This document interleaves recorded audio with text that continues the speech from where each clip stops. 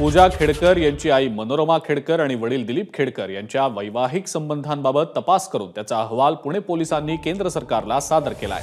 त्यानंतर केंद्र सरकार पूजा खेडकर यांनी IAS होण्यासाठी सादर केलेल्या नॉन क्रिमिलियर सर्टिफिकेटला वैध ठरवायचं की नाही याबाबत निर्णय घेण्याची शक्यता आहे। पूजा खेडकर यांनी IAS होण्यासाठी OBC आरक्षणाचा लाभ घेण्यासाठी नॉन क्रिमिलियर सर्टिफिकेट सादर केलं होतं। त्यासाठी त्यांच्या आई-वडिलांचा घटस्फोट झाल्याचा दावा देखील केला होता।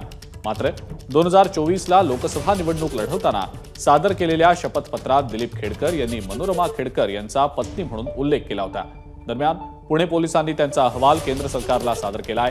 तर दुसरीकडे पूजा खेडकर या गायब झालेल्या आहेत। वाशिमहून निघाल्यावर त्या नेमक्या कुठे गेल्या आहेत हे अद्यापही स्पष्ट झालेलं नाही।